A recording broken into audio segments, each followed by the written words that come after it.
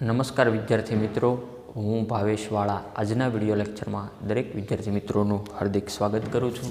વિષય biology, chapter number 17 શ્વાસોશ્વાસ અને વાયુઓનું વિનિમય. તો વિદ્યાર્થી મિત્રો, આજનો ટોપિક છે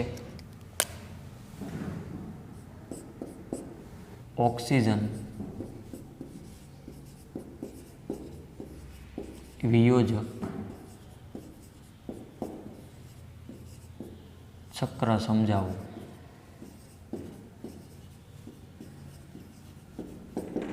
તે દ્વારા O2ના વહનના જરૂરી પરિબળો સમજાવો.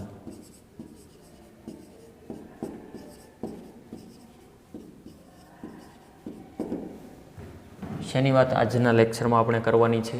ઓક્સિજન વિયોજક ચક્ર સમજાવો અને તે દ્વારા O2ના વહનના જરૂરી પરિબળો સમજાવો. હેડિંગ જોઈને આપણને એમ લાગે કે હાર્ડ હશે, તો કે ના, એકદમ સરળ છે. જોઈએ સ્ટેપ બાય સ્ટેપ. રક્તકણમાં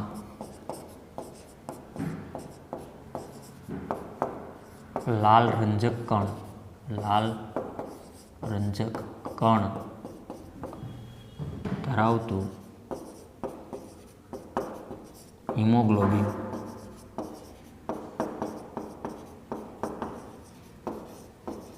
આવેલ છે. O2 પ્રતિવર્તી તરીકે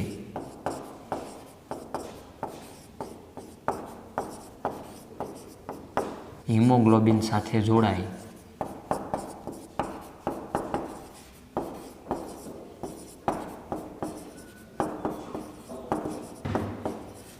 ઓક્સી હિમોગ્લોબિન બનાવે છે.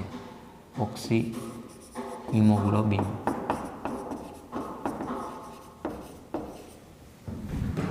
બનાવે છે. શું કહેવા માંગે?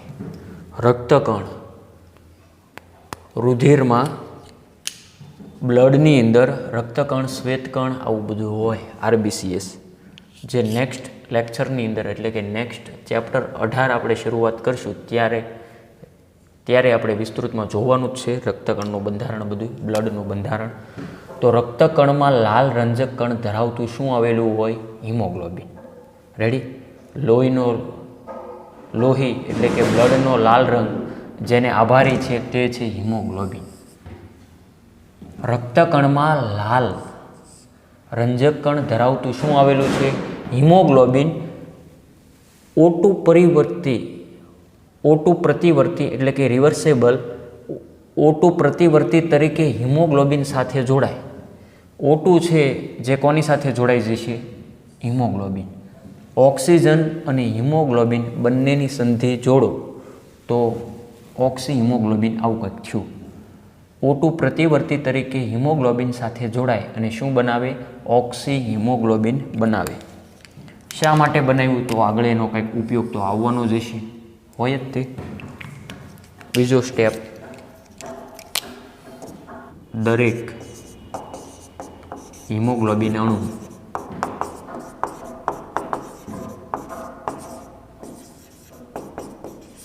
વધુમાં વધુ 4 O2ના અણુનું વહન કરે છે. O2નું Hb સાથેનું પ્રાથમિક જોડાણ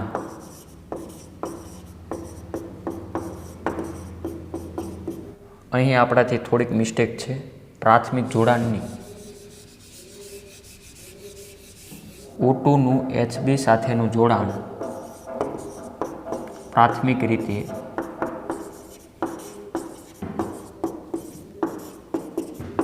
O2ના આંશિક દબાણને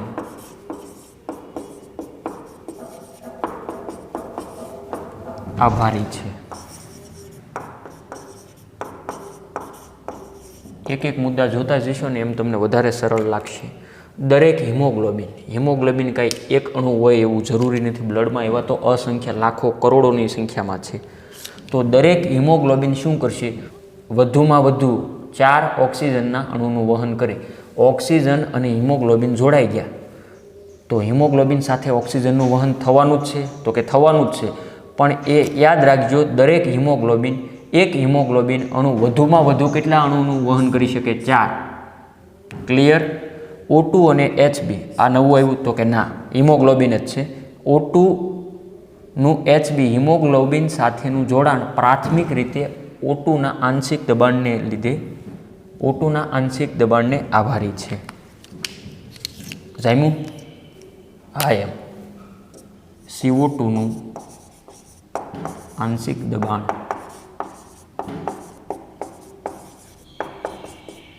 S+ આયન્સની સાંદ્રતા અને તાપમાન જેવા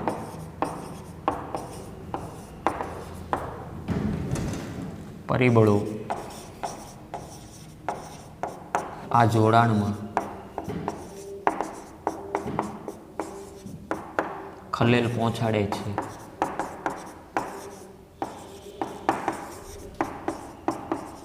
CO2 થી આ જોવાતું નથી ભાઈ, ઓક્સિજનની ઈર્ષ્યા થઈ. CO2નું આંશિક દબાણ, O2નું આંશિક દબાણને લીધે હિમોગ્લોબિન જોડાય ઓક્સિજન સાથે.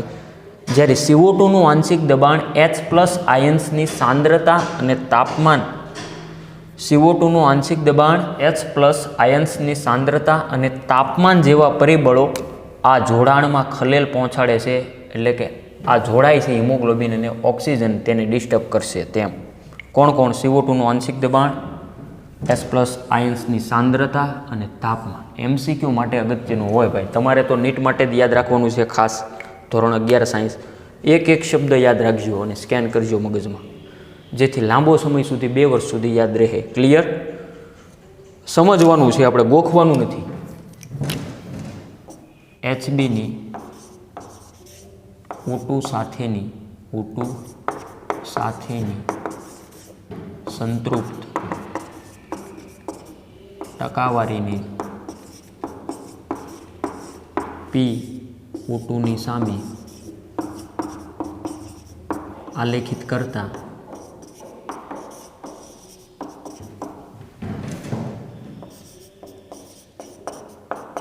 સિગ્મોઇડ વક્ર મળે છે. આ વક્રને ઓક્સિજન વિયોજક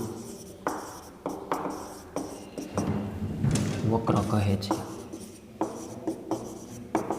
હવે આપણા હેડિંગનું કાંઈક આવ્યું, ઓક્સિજન વિયોજક વક્ર કે ચક્ર? વક્ર આવશે, આમ તો ચક્ર નહીં, વક્ર. ઓક્સિજન વિયોજક વક્ર. HBની O2 સાથેની સંતૃપ્ત ટકાવારી, હિમોગ્લોબિનની ઓક્સિજન સાથેની સંતૃપ્ત ટકાવારી. સંતૃપ્ત અને અસંતૃપ્ત કોને કહેવાય તમે સમજી શકો. PO2 પ્રેશર, યાદ કરો આગળનો લેક્ચર. PO2ની સામે આલેખિત, એટલે કે એનો આલેખ દોરેલો છે, ગ્રાફ લીધેલો છે. એ આલેખિત કરતા સિગ્મોઇડ વક્ર મળે છે અને આ વક્રને ઓક્સિજન વિયોજક વક્ર કહે છે. સિગ્મોઇડ એટલે શું? આવો S આકારનો વક્ર આપણને કંઈક મળશે આ રીતે. એ આમ પણ આપણે દર્શાવી, અહીંયા આમ થોડુંક દર્શાવેલું છે. S આકારનો શેના વિરુદ્ધ લીધેલો છે આ વક્ર? આવો હાવ દોરવાનું નથી તમારા હોમવર્કમાં, એ આપણે સાયન્ટિફિક બાજુમાં તમે જોઈ શકો. તો વિદ્યાર્થી મિત્રો, ગ્રાફ્સ તમે જોઈ શકો છો. ઓક્સિજન વિયોજક વક્ર શેના વિરુદ્ધ લીધેલો છે? ઓક્સિજનની સાથે હિમોગ્લોબિનની સંતૃપ્તતાની ટકાવારી અને ઓક્સિજનનું આંશિક દબાણ mm/Hg. તો એમાં જોઈ શકો છો તમે 0, 20, 30, 0, 20, 40, 60, 80, 100, આ બધું 0, 20, 40, 60, 80, 100. એ શું કહેવા માગે છે કે એટલી ટકાવારી છે એમ. 20%, 40%, 60, 80 અને 100% જ હોય ને, 100થી તો અપ ન હોય. ધીમે ધીમે ગ્રાફ ઉપર જાય છે અને ત્યારબાદ એ ધીમે ધીમે આમ બેન્ડ થઈ જશે અને ત્યારબાદ અમુક સમયે સ્થિર થઈ જશે તેમ. હવે બાકીનું વર્ણન ગ્રાફ આધારે આવશે મોટાભાગનું. તો વક્ર બહુ સહેલો છે. ક્લિયર? જરૂર લાગે તો દોરવું, અન્યથા નહીં. આ વક્ર HBના O2 સાથેના જોડાણને પ્રભાવિત કરતા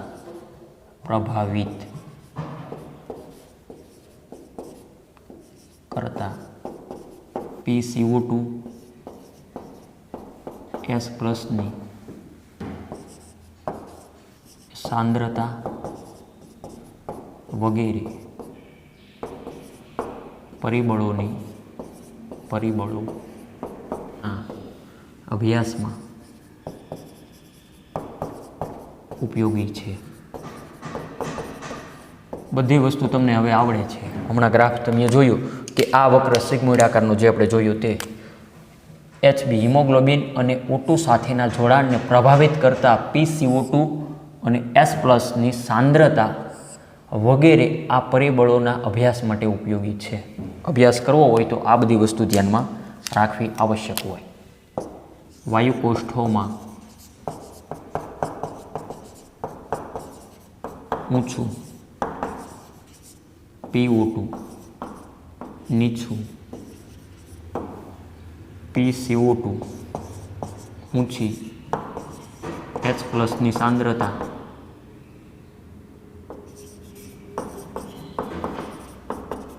અને ઊંચા તાપમાનની સ્થિતિ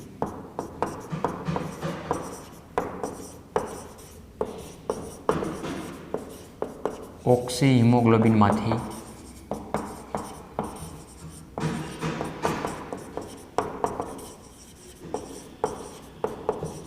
O2ના વિયોજન માટે સાનુકૂળ છે. શું વાત કરી આ પોઈન્ટમાં? વાયુકોષ્ઠોમાં ઊંચું PO2 એટલે કે પ્રેશર O2 અને નીચું PCO2, ઊંચી S+ એટલે કે પ્રોટોનની સાંદ્રતા અને ઊંચા તાપમાનની સ્થિતિ એ ઓક્સી હિમોગ્લોબિનમાંથી O2ના વિયોજન સાનુકૂળ છે. સંયોજન એટલે જોડાવવું, વિયોજન એટલે જુદા પડવું. ઓક્સિજન વિયોજક ચક્ર આપણે જોઈ રહ્યા છીએ. ક્લિયર? અને છેલ્લો લાસ્ટ પોઈન્ટ આમાં, આમ O2 HBની સાથે ફેફસાની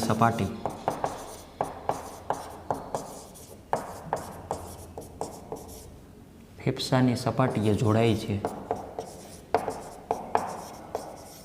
અને પેશીઓમાં વિયોજન પામે છે. સામાન્ય દેહધાર્મિક પરિસ્થિતિમાં દર 100 ml O2 યુક્ત રુધિર આશરે 5 ml O2 પેશીઓને પહોંચાડે છે. લાસ્ટ પોઈન્ટ, આમ O2 હિમોગ્લોબિનની સાથે ફેફસાની સપાટીએ જોડાય. હિમોગ્લોબિન અને O2 ફેફસાની સપાટીએ જોડાય અને પેશીઓમાં વિયોજન પામે. કારણ કે પેશીઓમાં મુક્ત કરવાનો છે એટલે ત્યાં સંયોજન તો ન જ આવે. આવા શબ્દ જો તમને સમજાય તો આરામથી બધું યાદ રહી જાય. અને પેશીઓમાં એ આપી દેશે O2. સામાન્ય દેહધાર્મિક પરિસ્થિતિમાં આ મુદ્દો બેઠે બેઠો યાદ રાખવાનો છે. દર 100 ml O2 યુક્ત રુધિર આશરે 5 ml O2 પેશીઓને પહોંચાડે છે. આંકડાકીય માહિતી તો યાદ જ રાખવાની હોય. તો ઓક્સિજન વિયોજક વક્ર સમજાવો અને તે દ્વારા O2ના વહનના જરૂરી પરિબળો સમજાવો. તો તે વિદ્યાર્થી મિત્રો આપણે જોયું. સૌ પ્રથમ પહેલાં એટલી વસ્તુ લખો, ત્યારબાદ જોઈએ નેક્સ્ટ.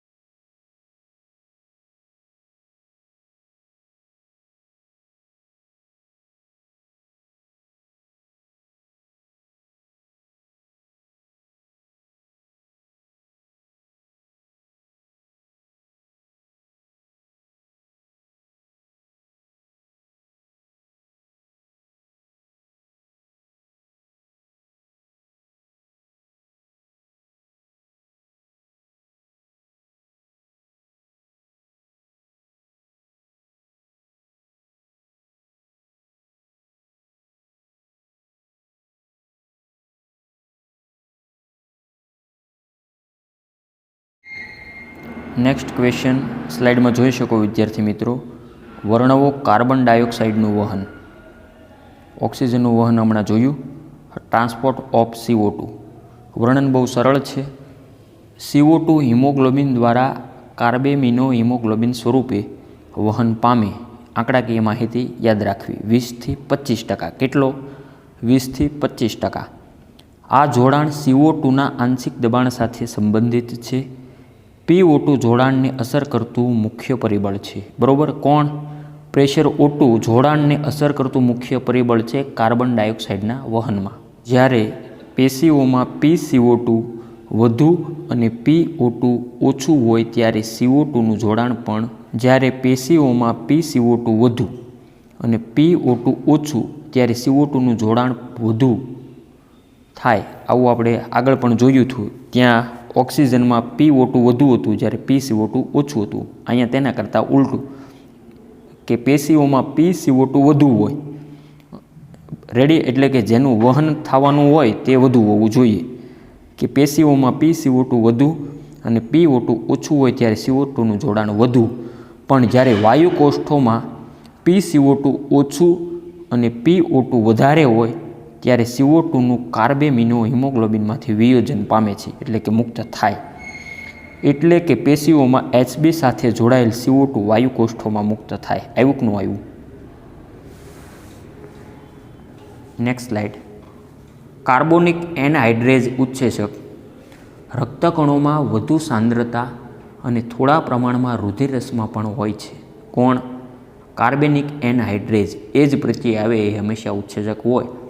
એ રક્તકણોમાં વધુ સાંદ્રતા અને થોડા પ્રમાણમાં રુધિરરસમાં હોય આ ઉત્સેચક. આ ઉત્સેચક નીચેની પ્રક્રિયાને બંને દિશામાં સાનુકૂળ બનાવે છે. મતલબ કે પ્રતિવર્તી પ્રક્રિયા છે, બંને બાજુ થઈ શકે. પ્રક્રિયાનું નિપજ અને નિપજનું પ્રક્રિયામાં. તો તમે જોઈ શકો તેમાં સમીકરણ સ્વરૂપે CO2 પ્લસ H2O માંથી H2CO3નું નિર્માણ થયું, જે કાર્બોનિક એનહાઇડ્રેઝની મદદથી. H2CO3નું કાર્બોનિક એનહાઇડ્રેટ્સ ઉત્સેચકની મદદથી HCO3 અને H+ માં રૂપાંતર થઈ ગયું. રેડી? વર્ણન. પેશીય સ્તરે CO2નું આંશિક દબાણ ઊંચું હોય છે તેથી CO2 રુધિરમાં પ્રસરણ પામે અને SCO3 અને +S+ બનાવે છે. રેડી? સમીકરણ ઉપરથી વાયુ કોષ્ઠના સ્તરે PCO2 નીચું હોય છે, તેની પ્રક્રિયાની વિરુદ્ધ દિશામાં થાય H2O અને CO2 બનાવે છે. આ રીતે પેશી સ્તરે CO2 બાયકાર્બોનેટ સ્વરૂપે ગ્રહણ થાય. What is bicarbonate? H2CO3. અને વાયુ કોષ્ઠ સ્તરે વહન પામેલ CO2 બહાર મુક્ત થાય છે. પ્રત્યેક 100 ml ઓક્સિજન વિહીન રુધિર દ્વારા વાયુ કોષ્ઠોમાં 4 ml CO2 મુક્ત થાય. આંકડાકીય માહિતી તમારે યાદ રાખવાની છે. આગળ તમે યાદ રાખેલું છે ઓક્સિજન વિયોજક વક્રમાં કે દર 100 ml O2 યુક્ત રુધિર આશરે 5 ml O2 પેશીઓને પહોંચાડે છે. તો અહીંયા તમે યાદ રાખશો CO2માં પ્રત્યેક 100 ml ઓક્સિજન વિહીન રુધિર દ્વારા વાયુ કોષ્ઠોમાં 4 ml CO2 મુક્ત થાય. કેટલો? 4 ml. ક્લિયર? ઓક્સિજન માટે 5 ml હતું કે જે પેશીઓને પહોંચાડે છે, અને મુક્ત જે આપલે કરશે CO2ની એ 4 ml લેશે. Clear? Next question, next slide. શ્વસનનું નિયમન. ટૂંક નોંધ લખો. શ્વસનનું નિયમન. શ્વસનનું નિયમન વિદ્યાર્થી મિત્રો બે પ્રકારે થાય. નંબર 1માં ચેતા નિયમન અને બીજું છે રાસાયણિક નિયમન. ચેતા નિયમન એટલે કે મોસ્ટ ઓફલી ચેતાતંત્રનું બધું સંચાલન શેના દ્વારા થાય? મગજમાં આવેલું હોય અને કરોડસ્તંભમાં આવેલું હોય. ઓલરેડી તમે આગળ ધોરણ 9-10માં કંઈક આવી ગયું છે થોડું ઘણું. તો ચેતા નિયમન માનવમાં તેના શરીરની પેશીઓની જરૂરિયાત અનુસાર શ્વસનની લયબદ્ધતા સંતુલિત અને સ્થિર રાખવાની મહત્વપૂર્ણ ક્ષમતા હોય છે. મગજમાં આવેલ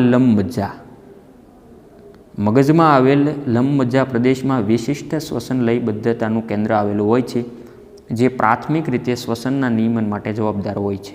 મગજના પોન્સ પ્રદેશમાં એક અન્ય કેન્દ્ર આવેલું છે, જેને શ્વાસ અનુચલન કેન્દ્ર કહે છે, જે શ્વસન લયબદ્ધતા કેન્દ્રના કાર્યનું નિયમન કરી શકે. મગજના પોન્સ પ્રદેશમાં એક કેન્દ્ર આવેલું છે, જેનું નામ ખાસ યાદ રાખવાનું છે, શ્વાસ અનુચલન કેન્દ્ર. તો આ શ્વાસ અનુચલન કેન્દ્રનું કાર્ય જે શ્વસનની લયબદ્ધતા કેન્દ્રના કાર્યનું નિયમન કરે છે, જે શ્વાસોશ્વાસની ક્રિયા જે કંઈ આપણે 12 થી 16 વખત લઈએ છીએ એ સતત નિયમિત જળવાઈ રહે તે માટે સતત એને કંટ્રોલ કરતું હોય મગજમાં આવેલી એક ભાગ છે. ક્લિયર?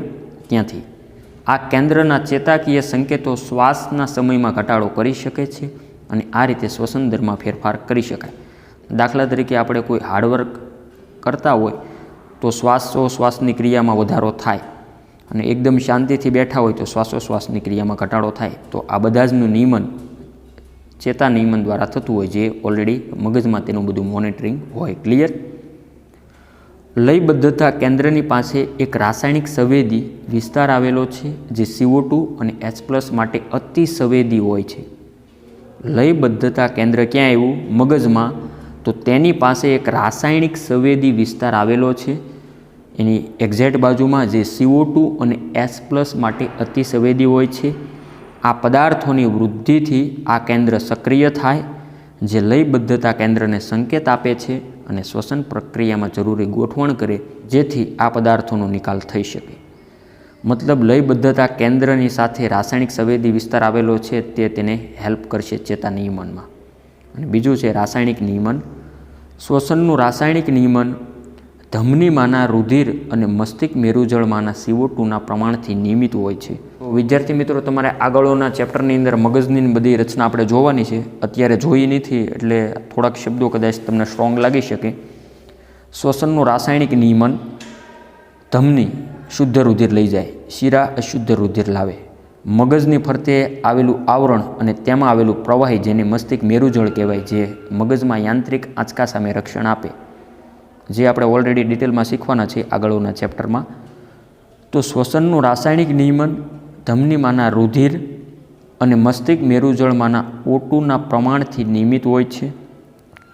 મગજ, ધમની કમાન અને ગ્રીવા કોટરમાંના રાસાયણિક ગ્રાહકો રુધિરમાંના CO2, pH અને O2નું પ્રમાણ તપાસે છે. આ સંદેશો મગજના સંવાદિત જાળવતા કેન્દ્રોને પહોંચાડે છે. આ કેન્દ્રો યોગ્ય સંકેતો શ્વસન વાયુઓને મોકલે છે. શ્વસન લયબદ્ધતાના નિયમનમાં O2ની ભૂમિકા નોંધનીય નથી. ઓક્સિજનની કોઈ અહીંયા ભૂમિકા નથી, પણ ચેતા નિયમન અને રાસાયણિક નિયમન દ્વારા બધું કંટ્રોલ થતું હોય, જે આપણે ઓલરેડી વર્ણનમાં જોયું. Next slide. શ્વસન તંત્રની અનિયમિતતાઓ. તો શ્વસન તંત્રની અનિયમિતતા થાય તો વિવિધ રોગ થાય. સ્લાઇડમાં તમે જોઈ શકો છો. શ્વસન તંત્રની અનિયમિતતાઓને કારણે ઉદ્ભવતી ખામીઓ કે અનિયમિતતાનું વર્ણન કરો તો તેમાં પ્રથમ રોગ છે દમ. આ એલર્જીક રોગ છે. શ્વાસ નળીની દિવાલના સ્નાયુ ઉત્તેજિત રહે છે અને સતત સંકોચન પામ્યા કરે છે. આ માટે હવાના એલર્જી પ્રેરકો જવાબદાર છે. શ્વાસવાહિની અને શ્વાસવાહિકામાં દાહને કારણે શ્વાસોશ્વાસ સમયે અવાજ આવવો અને શ્વાસોશ્વાસમાં તકલીફ થવી જેવા લક્ષણો જોવા મળે છે. દાહ એટલે કે બળતરા. દમ જે તમને ખ્યાલ છે અસ્થમા તરીકે ઓળખાય. આવું તમે કદાચ આજુબાજુમાં પણ જોયું છે કેટલાક લોકોમાં. એમાં શ્વાસ રિલેટેડ બધી જે તકલીફ થતી હોય એટલા માટે જ ઉપર હેડિંગ આપ્યું ને, શ્વસન તંત્રની અનિયમિતતાઓ. શ્વસન તંત્ર, ફેફસા અથવા શ્વાસનળી, શ્વાસવાહિની વગેરે જે કાંઈમાં ફોલ્ટ હોય તો એના કારણે આવા બધા રોગો થાય. બીજો રોગ છે એમ્ફિસેમા. આ ફેફસાનો વારંવાર ઉથલો મારતો કે અવરોધક રોગ છે. આ રોગમાં શું થાય? આ રોગમાં વાયુકોષ્ઠો તેની સ્થિતિ સ્થાપકતા ગુમાવે અને મૂળ સ્થિતિ પ્રાપ્ત ન કરી શકે. આ રોગમાં વાયુકોષ્ઠો તેની સ્થિતિ સ્થાપકતા ગુમાવે છે, જેને પરિણામે વાતકોટરો ઉચ્છ્વાસ બાદ પણ હવાથી ભરેલા રહેતા હોય. આવું એમ્ફિસેમામાં થાય. તે મુખ્યત્વે ધૂમ્રપાન શેનાથી થાય? સ્મોકિંગ, સિગારેટ પીવાથી. તે મુખ્યત્વે ધૂમ્રપાન, વારંવાર ઉથલા મારતા બ્રોન્કાઇટિસને કારણે પણ થાય. તો આ બ્રોન્કાઇટિસ રોગ એટલે શું? જો એ નેક્સ્ટ આપેલો જ છે, બ્રોન્કાઇટિસ. શ્વાસવાહિનીની દાહક બળતરા છે. શ્વાસવાહિનીમાં ખૂબ જ બળતરા થાય. તે ધૂમ્રપાન કે ચેપને કારણે થાય છે. સતત સિગારેટ પીવી, સ્મોકિંગ કરવું વગેરે. કફ અને સતત ઉધરસ જોવા મળે આ રોગમાં, બ્રોન્કાઇટિસમાં. ત્યારબાદ ન્યુમોનિયા રોગ. આ રોગ વિશે દરેકે સાંભળ્યું જ હશે. તે બેક્ટેરિયાના ચેપથી થતો રોગ છે. વિસ્તૃતમાં ધોરણ 12 સાયન્સની અંદર આવશે તમારે ન્યુમોનિયા, ટાઇફોઇડ વગેરે રોગ વિશે શીખવાનું. તો આમાં શું થાય? તો કે વાયુકોષ્ઠો પ્રવાહી અને મૃત શ્વેત કણોથી ભરાઈ જાય. યાદ રાખવાનું, વાયુકોષ્ઠોમાં શેનો ભરાવો થાય? તો કે પ્રવાહી, લિક્વિડ અને મૃત શ્વેત કણોથી ભરાઈ જાય. બાળકો, વૃદ્ધો અને એડ્સના દર્દીઓમાં આ રોગનું જોખમ વધુ છે. અહીંયા ફક્ત AID જ લખાયેલું છે. અહીં ફક્ત AID જ લખેલું છે. એડ્સ આવશે ખરેખર. બાળકો, વૃદ્ધો અને એડ્સના દર્દીઓને આ રોગનું જોખમ વધુ છે. વ્યવસાય પ્રેરિતની વાત કરીએ કે વ્યક્તિના વ્યવસાયને કારણે થાય છે આવા રોગો. વાયુઓ, રજકણો એમાં મુખ્ય છે. સિલિકોસિસ અને એસ્બેટોસિસ વ્યવસાય પ્રેરિત રોગના સામાન્ય ઉદાહરણો છે. વ્યવસાય પ્રેરિત એટલે કે જે રોજગારી ધંધા સંબંધિત રોગ હોય તેવા છે સિલિકોસિસ અને એસ્બેટોસિસ. કેટલાક ઉદ્યોગો જેમાં મુખ્યત્વે પથ્થર ઘસવાનું અને તોડવાનું કામ થતું હોય ત્યાં એટલી ધૂળના કણો નીકળે છે કે શરીરની સુરક્ષા પ્રણાલી આ પરિસ્થિતિને પહોંચી વળતી નથી. લાંબા ગાળે સોજા ઉત્પન્ન થાય, જેનાથી ફાઇબ્રોસિસ થાય. એટલે શું? એટલે કે તંતુમય પેશીઓનો ઝડપી ફેલાવો એટલે કે ફાઇબ્રોસિસ થાય, જેના પરિણામે ફેફસાને ગંભીર નુકસાન થઈ શકે. આવા ઉદ્યોગોમાં કામ કરનારાઓએ મુખ પર માસ્ક પહેરવા જોઈએ. તો વિદ્યાર્થી મિત્રો, તમને ખ્યાલ જ છે કે આપણા પાલીતાણા વિસ્તારની આસપાસ આવી જે ફેક્ટરીઓ નાની નાની છે તે ઓલરેડી જે પથ્થરનું, સ્ટોનનું બધું કાર્ય કરતી હોય, રેડી આપણી ભાષામાં મોટી મોટી ભળિયું કહેતા હોય એને. તો ત્યાં આવી બધી ડસ્ટ ઉડતી હોય, બધી પથ્થરની, રેતીની, રજકણની. તો તેનાથી બચવા માટે મુખ પર માસ્ક રાખવું આવશ્યક હોય. રેડી? તો આવી બધી કાળજી રાખો તો આવા રોગ ઓછા થાય અથવા ન પણ થાય. ક્લિયર? તો વિદ્યાર્થી મિત્રો, અહીંયા ચેપ્ટર નંબર 17 આપણું શ્વાસોશ્વાસ અને વાયુઓનું વિનિમય અહીંયા આપણે પૂર્ણ જાહેર કરીએ છીએ. અને ત્યારબાદ નેક્સ્ટ ચેપ્ટર નંબર 18 છે, જે આપણે વિદ્યાર્થી મિત્રો નેક્સ્ટ વિડીયો લેક્ચરમાં જોવાનું છે. ચેપ્ટર નંબર 18, દેહ, જળ અને પરિવહન. રેડી?